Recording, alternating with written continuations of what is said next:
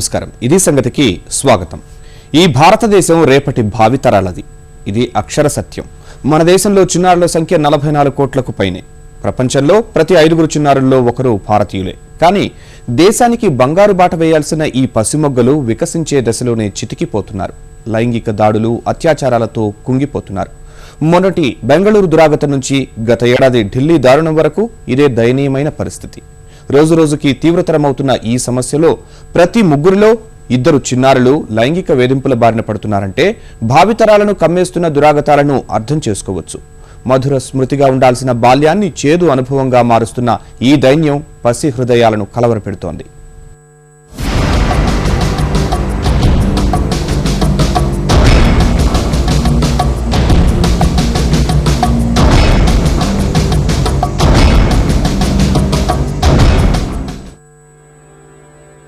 ఐదారేళ్ల పాపల్లారా ఏమీ ఎరుగని పువ్వుల్లారా మీదే మీదే సమస్త విశ్వం అన్న శ్రీశ్రీ మాటలకు నిలువు పాత్రేస్తోంది నేటి సమాజం। పసి హృదయాలను వికృత చేష్టలతో పట్టిపీడిస్తోంది।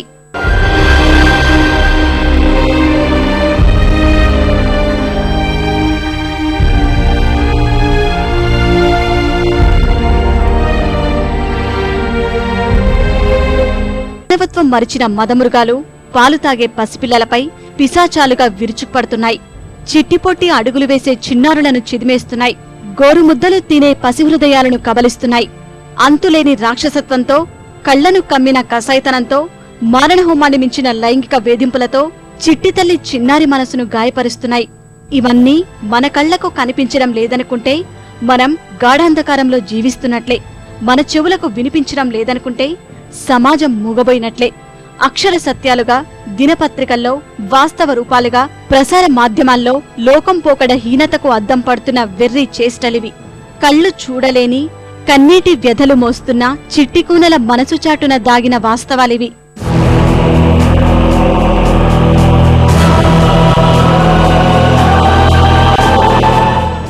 అభం శుభం ఎరుగని వయసులో అక్కున చేర్చుకొని ప్రేమను పంచాల్సిన వారే పైశాచికంగా ప్రవర్తిస్తుండడంతో చిట్టి తల్లికి పుట్టెడు దుఃఖం వచ్చిపడింది।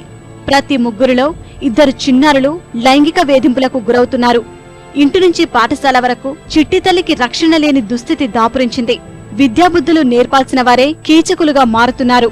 మరింత భయంకరమైన పోకడలేమిటంటే వేధింపులకు గురవుతున్న వారిలో 88% చిన్నారులకు సమస్య కుటుంబాల నుంచే ఎదురవుతోంది। తండ్రి, అన్న, మావయ్య ఇలా అనేక మంది మానవత్వం చచ్చిపోయిన మృగాలు మన కళ్ల ముందే తిరుగుతున్నారు। వసతి గృహాల్లో ఉండే బాలికల్లో ఎంతో మంది నిత్యం ఇలాంటి ఆకృత్యాల మధ్య కృంగిపోతున్నారు। వీధి బాలలపై జరుగుతున్న దారుణాల గురించి మాటల్లో చెప్పలేం।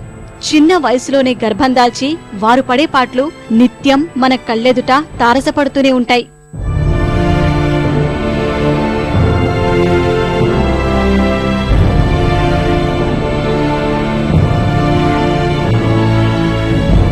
ఇటీవల బెంగళూరులో 6 ఏళ్ల చిన్నారిపై వ్యాయామ ఉపాధ్యాయులు లైంగిక దాడి చేసిన ఘటన యావత్ దేశాన్ని నివ్వెరపోయేలా చేసింది। నిర్భయ ఘటన తర్వాత దాదాపు ఆ స్థాయిలో పౌర సమాజం ఆందోళనలు చేపట్టిన ఉదంతమిది। ఇవే కాక గతేడాది ఢిల్లీలో సంచలనం రేపిన 5 ఏళ్ల బాలికపై అఘాయిత్యం కలకలం సృష్టించింది। ఉత్తరప్రదేశ్లో 2 మైనర్ బాలికలపై అత్యాచారం చేసి చెట్టుకు ఉరేయడం వంటి ఘటనలు సామాజిక భద్రతనే ప్రశ్నార్థకం చేశాయి। తెలుగు రాష్ట్రాల్లోనూ ఇలాంటి దారుణాలు అనేకం జరుగుతున్నాయి। హైదరాబాద్ పాతబస్తీలో 9 ఏళ్ల బాలిక లైంగిక దాడికి గురైంది। మహబూబ్ నగర్ జిల్లాలో 10 రోజుల వ్యవధిలో 5, 6, 7 సంవత్సరాల వయసున్న 3 బాలికలపై లైంగిక దాడి జరిగింది। ప్రకాశం జిల్లాలో 6 ఏళ్ల బాలిక లైంగిక దాడి బారిన పడింది। ఇలా జీర్ణించుకోలేని దీనగాథల గురించి చెప్పుకుంటూ పోతే వాటి సంఖ్య వందలు, వేలు, లక్షలతో ఆగేది కాదు। ఇలాంటి దుష్టచేష్టలు సమాజాన్ని ఏ మేరకు ఆలోచింపచేస్తున్నాయి కానీ కోట్ల సంఖ్యలో చిన్నారులకు మాత్రం అంతులేని శోకాన్నే మిగిల్చుతున్నాయి। मेरे हिसाब से तो प्रोटोकॉल होने चाहिए, सारे स्कूल्स में कंसिस्टेंट होने चाहिए प्रोटोकॉल्स, ताकि बच्चे लोग सिक्योर रह सके। आज की तारीख में माँ बाप समझ नहीं सकता कि बच्चा उनका जो है स्कूल जाके भी सिक्योर है कि नहीं। पहले के माँ बाप ये सोचा करते थे कि ठीक है हमारा बच्चा गया है स्कूल तो निश्चिंत रहते थे कि इस टाइम तक जब तक वो स्कूल में है बच्चा तब तक वो सेफ है। बट आज की तारीख में तो माँ बाप को भी ये नहीं लगता कि जो बच्चा जा रहा है स्कूल में वो सेफ है कि नहीं वहाँ पर। तो सबसे पहले मैं ये चाहता हूँ कि सरकार को सारे स्कूल्स में प्रोटोकॉल देना चाहिए कि ये चीज़ें आपको फॉलो करनी है, तो ही मतलब स्कूल को मान्यता या टू रन बेसिकली अलाउ करना चाहिए। हमारा इतना रो रहा है कि इस रियली बहुत ही दर्दनाक ये घटना है। और साथ में वो जो आइमा थी वो भी एक लेडीज होके जो ये रियल में मतलब हमें लग रहा है कि अब कोई सेफ ही नहीं है, मेरे बेटी नहीं है, पर मेरी आत्मा अभी ऐसी रो रही है कि मैं अभी क्या करूं कि इस देश में एक एक बच्ची एक एक नारी कैसे हम उनकी मदद कर सके इस अत्याचार से। మాతా శిశు అభివృద్ధి మంత్రిత్వ శాఖ ఎండబ్ల్యూసీడీ లైంగిక వేధింపులకు గురవుతున్న చిన్నారులపై వెల్లడించిన గణాంకాలు విషపూరితమవుతున్న సమాజ స్థితికి అద్దం పట్టాయి. 15 కోట్ల మందికి పైగా చిన్నారి తల్లులు శారీరకంగా క్షోభకు గురవుతున్నారని ప్రభుత్వ లెక్కలే స్పష్టం చేశాయి. వీరిలో 5 నుంచి 12 ఏళ్ల మధ్య వయసున్న చిన్నారులే ఎక్కువగా ఉన్నారంటే సమస్య తీవ్రతను అర్థం చేసుకోవచ్చు. ఇవి బయటకొచ్చిన వాస్తవాలే.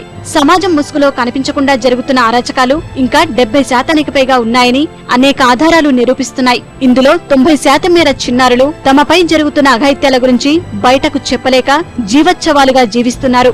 ఈ దుస్థితి కేవలం బాలికలకే పరిమితం కాలేదు, మగపిల్లలు కూడా లైంగిక వేధింపుల బారిన పడుతున్నారని ఎండబ్ల్యూసీడీ గణాంకాలు స్పష్టం చేశాయి. 18 ఏళ్లలోపు వయసున్న 7 కోట్ల మందికి పైగా చిన్నారులు ఇలాంటి వికృత చేష్టల మధ్య బతుకీడుస్తున్నారు.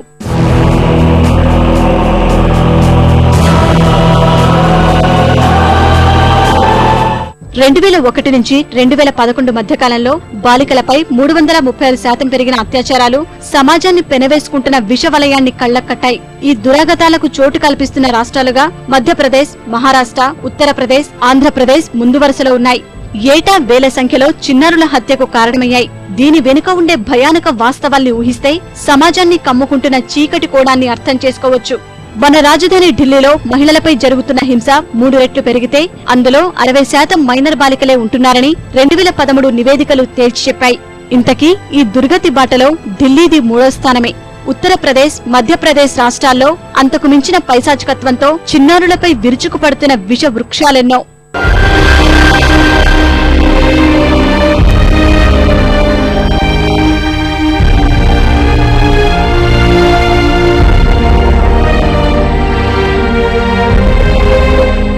ఈ దుర్మార్గాలకు అంతులేనట్లు వ్యభిచార గృహాలకు మైనర్ బాలికలను అమ్మేయడం మరో పెను సమస్యగా పరిణమిస్తోంది.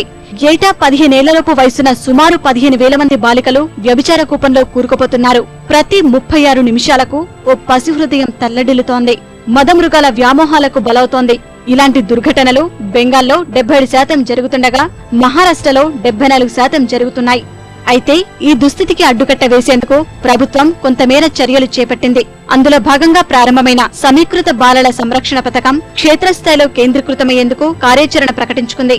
దేశ జనాభాలో 19% ఉన్న చిన్నారుల ఆరోగ్యం, విద్య, సంరక్షణకు సంబంధించిన బాధ్యతలు నిర్వర్తించేందుకు బడ్జెట్లో కొంత నిధులు కేటాయిస్తూ వస్తోంది. అయితే చిన్నారుల విద్య, ఆరోగ్యం, అభివృద్ధి కార్యక్రమాలకు ఈ నిధులను ఎక్కువగా వెచ్చించే ప్రభుత్వం పిల్లల సంరక్షణకు వచ్చేసరికి కనీసం 1% నిధులను కూడా కేటాయించడం లేదు. పోనీ సంరక్షణకు కేటాయించే అరకొర నిధుల ఫలితమైన పిల్లలకు దక్కుతుందా అంటే అవుననలేని పరిస్థితి. ప్రభుత్వ కార్యాచరణలో ప్రణాళిక లోపం, సమన్వయం లేకపోవడం కారణంగా బాల్యం ఇప్పటికీ ప్రమాదపు టంచుల్లో కొట్టుమిట్టాడుతోంది. చిన్నారులపై జరుగుతున్న దారుణాలను అరికట్టడం, సమర్థ దర్యాప్తు విషయంలోనూ పోలీస్ శాఖపరంగానూ ఎంతో చేయాల్సి ఉంది. ఇలాంటి కేసుల్లో పోలీస్ కేసుల అనుసరించాల్సిన తీరు, విధి విధానాలు రూపొందించాల్సిన ఆవశ్యకతపై సుప్రీంకోర్టు గతంలోనే కొన్ని మార్గదర్శకాలు జారీ చేసింది.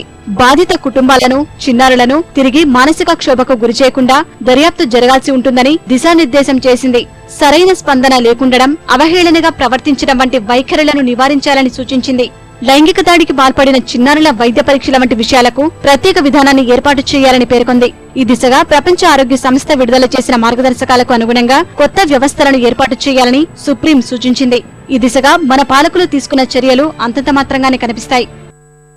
మీరు అందరూ తెలిసి ఉండొచ్చు, అమ్మాయి చనిపోయింది. 2 years అవుతుంది. కేసు జరుగుతోంది. ఇంతవరకు న్యాయం జరగలేదు. ఆ సిస్టమ్స్ అంటే కలెక్టర్ గానీ, మెడికల్ ఆఫీసర్ గానీ వాళ్ళ కోఆపరేషన్ లేకుండా మాకు చాలా ప్రాబ్లం అయ్యాయి. వాళ్ళ పైసలు ఉన్నవాళ్ళు, ఈ డొమెస్టిక్ వర్కర్ ఏమో పైసలు లేకున్న వాళ్ళు. ఇంకా నేషనల్ లెవెల్కి వెళ్ళిన తర్వాతనే ఆయనని అరెస్ట్ చేశారు. ఇప్పుడు కూడా ఆయన బెయిల్ మీద బయట ఉన్నారు. అంటే ఒక చిన్న అమ్మాయి మీద ఇంత వేధింపులు చేసి ఆమెను చంపేసి బయట వస్తే కూడా వాళ్ళకి ఏంటి ఏం కాలేదు. ఇలా ఉన్న చాలా జరుగుతుంది. పిల్లల పట్ల అబ్యూస్ జరిగినట్లయితే, లైంగిక వేధింపులు జరిగినట్లయితే ఇమీడియట్గా వాళ్ళ మెసేజ్ను తీసుకొని లేకుంటే వాళ్ళ ఆ రిపోర్ట్ను బట్టి ఇమీడియట్గా అరెస్ట్ చేసే అవకాశాలు ఉన్నాయి. కానీ ఆ చట్టం ఎప్పుడైతే 2012లో వచ్చినా కానీ అది దానిలో అమల్లో చాలా వరకు లోపాలు ఉన్నాయనేది కనిపిస్తుంది. మంచి చట్టం అది. ఆ చట్టం పట్ల అవగాహన ఈవెన్ పోలీసులకు కూడా రాలేదు. అంటే ఒక విచారణ వితిన్ 6 monthsలో జరిగిపోవాలి, కానీ అట్లాంటి జరగట్లేదు. జరుగుతున్న ఘోరాలు నేరాలకు అడ్డుకట్ట వేయాలంటే మన ముందు కనిపిస్తున్న తక్షణ కర్తవ్యం ఒక్కటే. చిన్నారుల హక్కుల సంరక్షణ కోసం ప్రభుత్వం పటిష్ట విధానాల్ని అవలంబించాలి. చిన్నారులపై లైంగిక వేధింపుల నిరోధానికి చట్టాల్ని మరింత బలోపేతం చేయాలి. ఇప్పటికే ఉన్న చట్టాల్ని పునః సమీక్షించాల్సిన అవసరాన్ని ప్రభుత్వం గుర్తించాలి. బాలల హక్కులను కాపాడేందుకు ఏర్పాటైన జాతీయ సంఘం ఆ దిశగా పిల్లల సంరక్షణను పర్యవేక్షించేందుకు సన్నద్ధంగా ఉందా అనే విషయాన్ని ప్రశ్నించుకోవాలి. బాలల హక్కుల సంరక్షణకు రాష్ట్రాల స్థాయిలో అవసరమైన సంఘాల ఏర్పాటుకు చర్యలు చేపట్టాలి. వసతి గృహాలు, పాఠశాలలపై పూర్తిస్థాయి పర్యవేక్షణ వ్యవస్థలను ఏర్పాటు చేయాలి.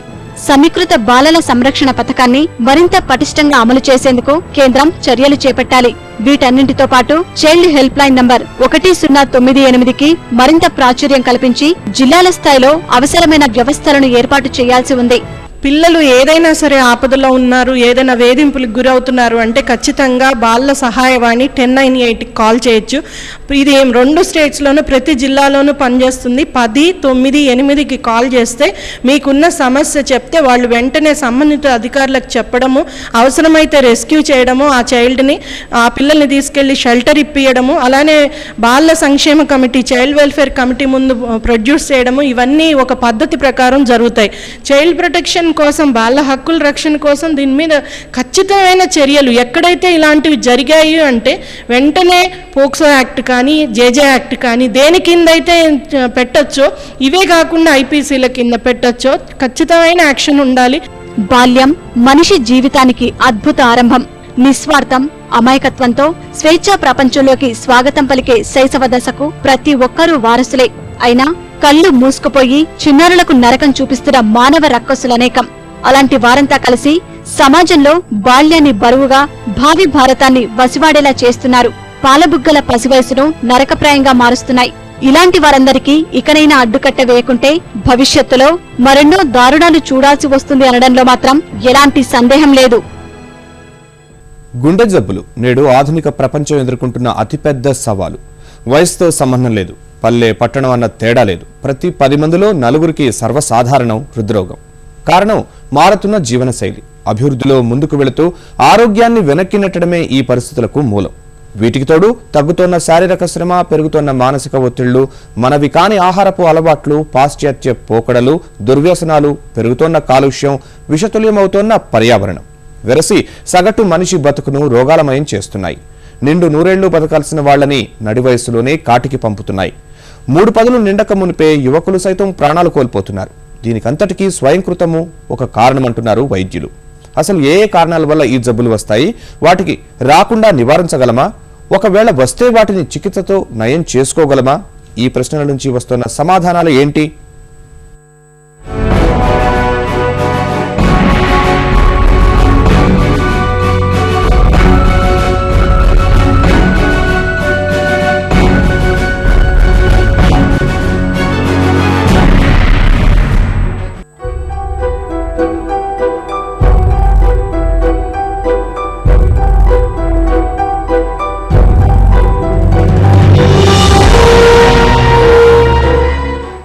రోజు రోజుకు పెరుగుతోన్న హృద్రోగుల సంఖ్య. ప్రపంచవ్యాప్త మరణాల్లో 30% గుండె జబ్బుల కారణంగానే. భారతదేశంలో 100కు 20 మంది గుండెపోటుతో మరణం. దీనిలో యువకుల శాతం మరీ ఎక్కువ. భవిష్యత్తులో మరింతగా పెరగనున్న ఈ సంఖ్య. యువతపైనే ఆధారపడిన భారత్కు ఈ గణాంకాలు శరాఘాతాలే. తక్షణం ప్రభుత్వాలు, సమాజం దృష్టి సారించాల్సిన అత్యావశ్యక అంశాలు. గుండె జబ్బు. ఒకప్పుడు చాలా అరుదుగా వినిపించే ఈ మాట ప్రస్తుతం తరచుగా వినిపిస్తోంది. సమయంతో సంబంధం లేకుండా, చేస్తున్న పనితో ప్రమేయం లేకుండా ఎంతో మందికి ఈ జబ్బులొస్తున్నాయి. ఎవరైనా మరణించారంటే వాళ్ల మరణానికి 40% గుండెపోటే కారణమవుతోంది. చదువుకునేవాళ్లు, ఉద్యోగాలు చేసుకునేవాళ్లు, పొలం పనులు చేసుకునేవాళ్లు ఎవరికైనా హృద్రోగం సాధారణ విషయమైంది. గుండె జబ్బులంటే కేవలం పట్టణాలు, నగరాల్లో ఉన్నవారికే వస్తాయన్న భావన ఉండేది. ధనవంతులకు తప్ప పేదవారికి, గ్రామీణ ప్రాంతాల్లో ఉన్న వారికి హృద్రోగాలు రావన్న ఒక భావన ఉండేది. ప్రస్తుతం నమోదవుతున్న గుండె జబ్బుల కేసులను పరిశీలిస్తుంటే ఆ విధమైన భావన సరికాదని తెలుస్తోంది. 40వ పడిలో గుండెపోటు వస్తే ఆశ్చర్యంగా చెప్పుకునేవాళ్లు, కానీ నేడు 2 పదుల వయసు వాళ్లు కూడా గుండెపోటుతో మరణిస్తున్నారు. ఈ సంఖ్య ఈ మధ్య కాలంలో క్రమంగా పెరుగుతుండడం అత్యంత ఆందోళన కలిగించే అంశం.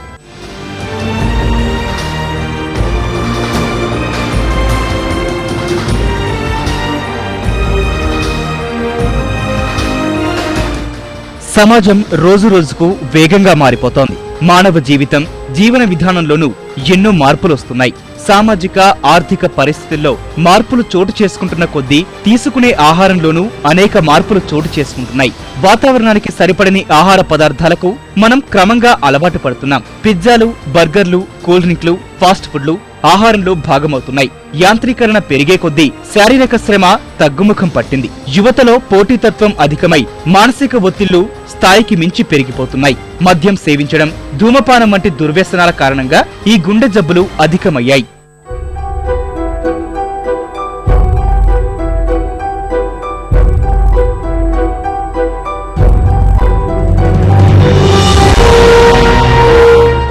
ఇటీవల ప్రపంచ ఆరోగ్య సంస్థ WHO, world heart federation WHF విడుదల చేసిన గణాంకాలు ప్రపంచ దేశాలను, అందున అభివృద్ధి చెందుతున్న దేశాలను కలవరపెట్టేలా ఉన్నాయి. ఏటా ప్రపంచవ్యాప్తంగా దాదాపు 1,73,00,000 మంది హృద్రోగాలతో మరణిస్తున్నారు. వివిధ వ్యాధులతో చనిపోతున్న వాళ్లతో పోలిస్తే గుండె జబ్బుల మరణాలు 30%. 2030 నాటికి ఈ మరణాల సంఖ్య ఏటా 2,33,00,000కు చేరుతుందని WHO పేర్కొంది. గుండె జబ్బుల తర్వాత అధిక రక్తపోటుతో ఏటా 94 లక్షల మంది ప్రాణాలు కోల్పోతున్నారు. ఈ మరణాలు అరికట్టాలంటే సాధారణ ఆరోగ్య సూత్రాలను పాటించాలని, మద్యం, ధూమపానం వంటి వాటికి దూరంగా ఉండాలని WHF తెలిపింది. గుండె జబ్బులు పడడానికి కారణం ముఖ్యంగా స్మోకింగ్ అండి. స్మోకింగ్ యొక్క మిగతా అభివృద్ధి చెందిన దేశాల్లో అయితే స్మోకింగ్ రేట్లు తగ్గుతున్నాయి, కానీ మన దేశంలో స్మోకింగ్ పెరుగుతుంది. అలాగే స్మోకింగ్తో పాటు ఈ స్థూలకాయం, ఒబేసిటీ, అది కూడా చాలా ఎక్కువ పెరుగుతుంది. మన దేశంలో పరిస్థితి మరింత ఆందోళనకరంగా ఉంది. భారత్లో సంభవిస్తున్న ప్రతి 5 మరణాల్లో ఒకదానికి గుండె జబ్బే కారణమవుతోంది. జాగ్రత్తలు తీసుకోకుంటే 3లో 1 హృద్రోగంతో మరణిస్తారని WHO హెచ్చరించింది. 2020 నాటికి గుండె జబ్బుల మరణాల సంఖ్య మొత్తం మరణాల్లో 40% ఉంటుందని WHF వెల్లడించింది. అందులో కూడా యువత అధికంగా ఉంటారని సదరు సంస్థ పేర్కొనడం మరింత ఆందోళన పరిచే విషయం. పశ్చిమ దేశాలతో పోల్చితే సగటు వయసు కంటే 10 నుంచి 15 ఏళ్ల ముందే భారతదేశంలో గుండె జబ్బులు వస్తున్నాయి. ప్రస్తుతం మన దేశంలో సుమారు 4.5 కోట్ల మంది హృద్రోగులు ఉన్నట్లు ఒక అంచనా. అంతర్జాతీయ చక్కెర వ్యాధి ఫెడరేషన్ మరింత కలవరపరిచే గణాంకాలు వెల్లడించింది. ప్రపంచంలో ఏ దేశంలోనూ లేని విధంగా భారతదేశంలో 5,80,00,000 మందికి చక్కెర వ్యాధి ఉందని పేర్కొంది. ఈ వ్యాధితో పట్టణాల్లో 6 నుంచి 8%, గ్రామీణ ప్రాంతాల్లో 2 నుంచి 3% మంది ఇబ్బందులు ఎదుర్కొంటున్నారు. పశ్చిమ దేశాల్లో ఈ వ్యాధి బారిన పడే వాళ్ల సగటు వయసు 57 కాగా భారత్లో మాత్రం 45 ఏళ్లలోపు వారే అధికంగా ఉంటున్నారు. 2004 నాటి గణాంకాల ప్రకారం దేశంలో ఈ వ్యాధిగ్రస్తుల సంఖ్య 3,20,00,000 ఉండగా 2030 నాటికి వీరి సంఖ్య 8 కోట్లకు చేరనుందని అంతర్జాతీయ చక్కెర వ్యాధి ఫెడరేషన్ హెచ్చరిస్తోంది. ప్రజెంట్గా ఉన్న ఈ హ్యాబిట్స్ వల్ల 30 సంవత్సరాల నుంచి 70 సంవత్సరాలు 80 సంవత్సరాలకి ఎవరికైనా గుండె జబ్బు రావచ్చు. కానీ గుండె జబ్బు వచ్చిన వాళ్ళకి సర్జరీ లేకుండా ప్రొసీజర్ కొంతమంది చేయొచ్చు, కానీ సర్జరీ కొంతమంది కంపల్సరీగా చేయవలసిన అవసరం ఉంది.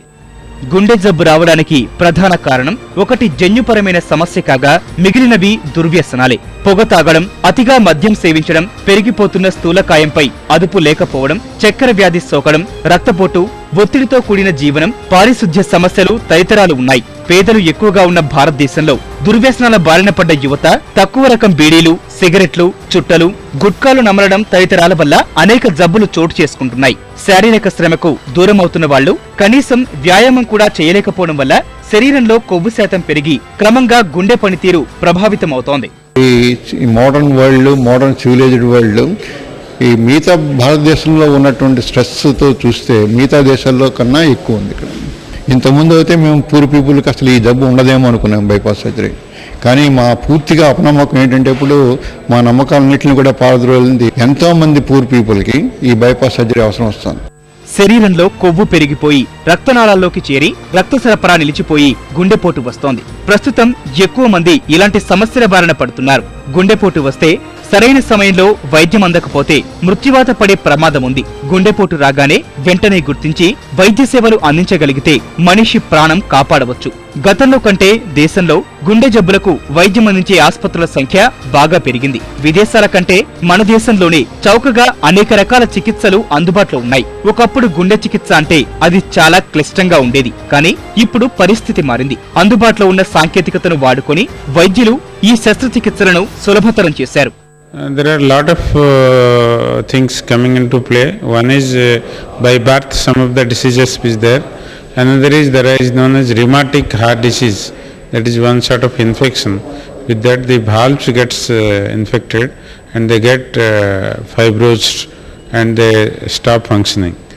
And another group is what is mostly many people are facing and more in India is the coronary artery disease, where the blood supply to heart gets blocked, and for those people we do bypass surgery. ఈ మధ్యకాలంలో ఏమవుతుందంటే పేషెంట్లు కొంతమంది ఈ surgery అవసరమైనా కూడా మాకు surgery వద్దండి, మేము తొందరగా వెళ్ళిపోవటానికి కావాలి, మాకు చిన్న ట్రీట్మెంట్స్ కావాలని అడుగుతున్నారు. అందుకని ఏమైందంటే చాలా డెవలప్మెంట్స్ వస్తున్నాయి. ఇవన్నీ కూడా ఏంటంటే పేషెంట్ సెంట్రిక్. జనరల్ సర్జరీలో లాపరోస్కోపిక్ ఆపరేషన్స్ చిన్న చిన్న హోల్స్ పెట్టినట్టు ఇప్పుడు బైపాస్ సర్జరీలో కూడా చెస్ట్ బ్రెస్ట్ బోన్ కట్ చేయకుండా లెఫ్ట్ సైడ్ నుంచి చిన్న రంధ్రం పెట్టడం, లేదా ఓపెన్ హార్ట్ సర్జరీలో వాల్వ్ మార్చాలంటే రైట్ సైడ్ చిన్న రంధ్రం పెట్టి చేయటం, ఒక 5-6 సెంటీమీటర్స్ రంధ్రం పెట్టి కొన్ని పైప్స్ కొన్ని ట్యూబ్స్ అవి వాడి మనం ఆపరేషన్స్ కొంతమంది చేయగలుగుతున్నాం. గుండె జబ్బులు రాకుండా ఉండాలంటే అనేక ముందస్తు జాగ్రత్తలు పాటించాలి. సంపూర్ణ ఆరోగ్యంతో ఉన్నప్పటికీ 30 ఏళ్ల పైబడిన వాళ్లు 3 ఏళ్లకోసారి వైద్య పరీక్షలు చేయించుకోవాలి. తరచూ బరువు చూసుకోవాలి. అధిక బరువు ఉంటే వైద్యుణ్ణి సంప్రదించాలి. పాశ్చాత్య ఆహారపు అలవాట్లకు స్వస్తి చెప్పాలి. రోజు కనీసం 30 నిమిషాల పాటు నడవాలి లేదా వ్యాయామం చెయ్యాలి. రక్తపోటు, చక్కెర స్థాయిలను అదుపులో ఉంచుకోవాలి. ఒత్తిడికి దూరంగా ఉల్లాసంగా గడిపేందుకు ప్రయత్నించాలి. మాంసాహారాన్ని తగ్గించి శాకాహారం ఎక్కువగా తీసుకోవాలి. జెనెటిక్స్ అని ఉన్నాయి అని చెప్తాం మనం. జెనెటిక్స్ అనేది ఆల్రెడీ పుట్టేసాం మనం, దాన్ని ఎక్కువ మార్చలేం. కానీ దాని గురించి బాధపడకుండా మనం చేయవలసింది ఏంటంటే ఈ డయాబెటీస్ని కంట్రోల్ చేసుకుని, హైపర్ టెన్షన్ రక్తపోటుని కంట్రోల్ చేసుకుని, ఈ స్థూలకాయాన్ని ఒబేసిటీ లేకుండా చేసుకున్నట్టయితే స్మోకింగ్ 100% మానగలిగింది స్మోకింగ్. ఈ 4 కనుక మనం ప్రత్యేకమైన చర్యలు తీసుకుని వాటిని కనుక ఎంత తగ్గించగలిగితే వాటిని అంత గుండె జబ్బులు తగ్గే అవకాశం ఉంటుంది. ప్రతి ఒక్కరూ వ్యక్తిగత పరిశుభ్రతతో పాటు పర్యావరణాన్ని పరిరక్షించుకున్నప్పుడే మనం చక్కటి ఆరోగ్యాన్ని పొందగలం. మితాహారాన్ని మించిన ఔషధం లేదని పెద్దలు ఎప్పుడూ చెప్పారు. దానిని నేటితరం అర్థం చేసుకుని క్రమంగా మన ఆరోగ్యంపై దాడి చేసే వివిధ రకాల ఆహార పదార్థాలకు దూరంగా ఉండాలి. గుండె జబ్బులపై స్వచ్ఛంద సంస్థలతో పాటు ప్రభుత్వాలు కూడా ప్రత్యేక దృష్టి సారించాలి. అపార మానవ వనరులే అభివృద్ధి చెందుతున్న భారత్కు పెట్టని పెట్టుబడి కాబట్టి వాటిని సమర్థంగా వినియోగించుకోవాలంటే సగటు మనిషి జీవిత కాలాన్ని కుదిస్తున్న ఈ హృద్రోగాల నివారణకు పరిశోధనలు చేపట్టాలి. బహుళ జాతి సంస్థలు తమ ఉద్యోగులపై పని భారాన్ని అధికంగా మోపకుండా జాగ్రత్తలు తీసుకోవాలి. పని ప్రాంతాల్లో ఆహ్లాదకర వాతావరణాన్ని కల్పించాలి. అప్పుడే భవిష్య భారత్ను కబలించేందుకు సిద్ధమవుతున్న ఈ హృద్రోగ మహమ్మారిని పారద్రోలగలం.